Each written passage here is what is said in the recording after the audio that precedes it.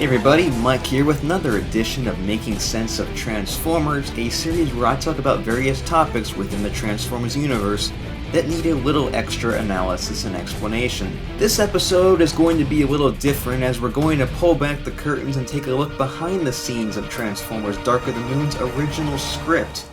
Obviously, we all know that Megan Fox was fired from her role as Mikaela, but this was so close to when filming began for the conclusion of the trilogy. Megan was even spotted next to the Dark of the Moon Bumblebee Camaro. Rosie Huntington Whitley was quickly brought on to replace her as Carly, but what about the script? It had to change, right? But it didn't. The script was barely altered, and everything meant for Mikaela went to Carly. We decided basically right away that we weren't going to throw out the rest of the plot of the movie and come up with a new plot. So let's start at the beginning of the film when we are first introduced to Carly. What is that? If you didn't know about Megan Fox being fired, this scene would make really no sense. Who is this girl? Why is Sam living with her? Where's Mikaela? Why does Sam have Mikaela's dog? Well, this scene was written for her and Sam, not Sam and Carly. Sam and Mikaela probably would have been dating for a little over 5 years at this point, so living together would make sense in their relationship. Add Sam feeling a little jealous that he's been through a little more chaos than her, and he's unemployed while she has a good job, and we have some great relationship tension here. But when that is slapped onto Carly's role instead, it unfortunately doesn't have much weight. What comes next is one of the very few additions to the script. We get a shoehorned flashback to when Sam meets Carly when she's working for the British Embassy.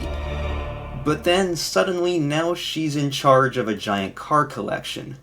Well, who loves cars? Mikaela. I could take it all apart, clean it, put it back together.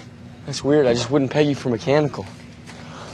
Now, of course, we know that Carly gets the job because Dylan needed a way to get to Sam, but unless he paid her an unbelievable amount, I don't see any reason for her to leave the British Embassy in the first place. Mikaela, on the other hand, would jump at the opportunity, and it would feel like a natural progression for her character. Stealing cars to managing an extensive car collection. The ever-so-slight love triangle would have also worked better with Mikaela rather than Carly because the audience would be just as concerned about the flirting as Sam, because we know Mikaela, we've been through 2 movies with her.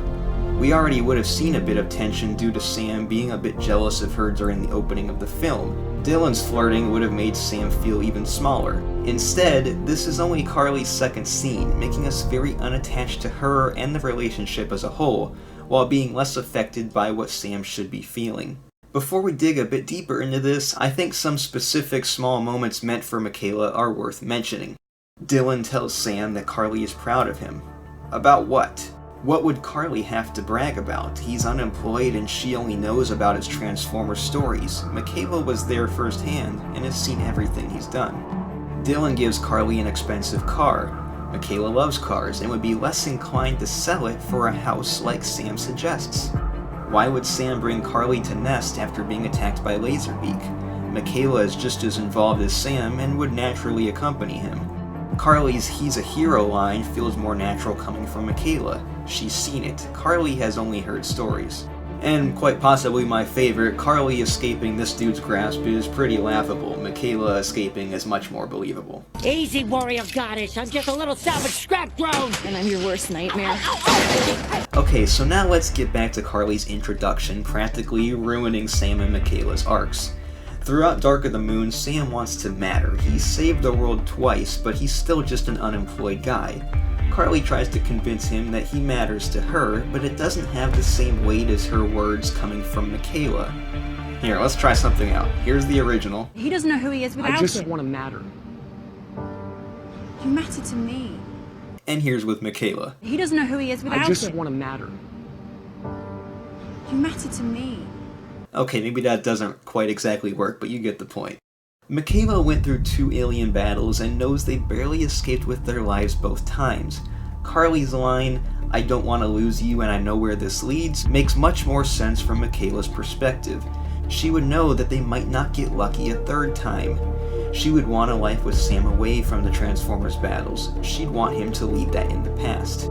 This is when their semi-breakup happens, which would be a big moment for Sam and Mikaela's relationship.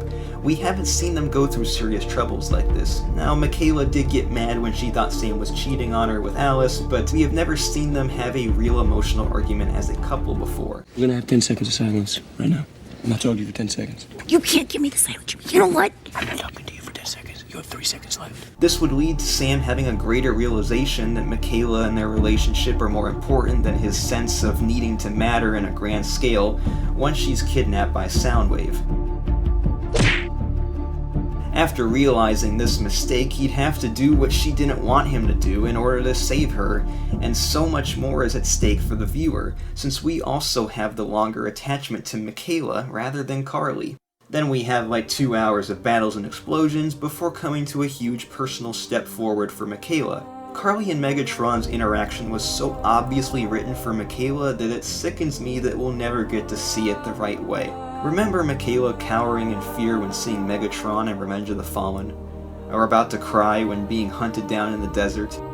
During the entirety of Dark of the Moon, she would be trying to keep Sam away from danger because she doesn't want to lose him. Then in the ultimate act of courage, she endangers her own life to manipulate Megatron face to face. You were nothing but Sentinel's bitch. Then after everything settles, Sam would have actually proposed to Mikaela with the help of Bumblebee, completing their arcs and bringing their relationship to its natural next step. Unfortunately, this was removed and replaced with a joke because we, the audience, barely know who Carly is. You gotta slow way down, okay? And who knows, instead of seeing Simmons and Meering during the end credits, we might have actually seen Sam and Mikaela's wedding. Now, even though this frustrates me from a writing perspective, I love Dark of the Moon, and to be fair to writer Aaron Kruger, he had absolutely no time to make actual, meaningful changes to the script. So he had to patch things up with a new character the best he could. You have to wonder though, with the script originally being written with the intent to include Mikaela, how much better would the human side of the story have been? Now I hope you all enjoyed this latest edition of Making Sense of Transformers. Check out the previous episodes by heading to the Making Sense of Transformers playlist on my channel, and just like before, if you have another topic you'd like to see me tackle, leave a comment below. Also, make sure to hit that like button and subscribe for more Transformers related content. Signing out, I'm Mike. See you next time.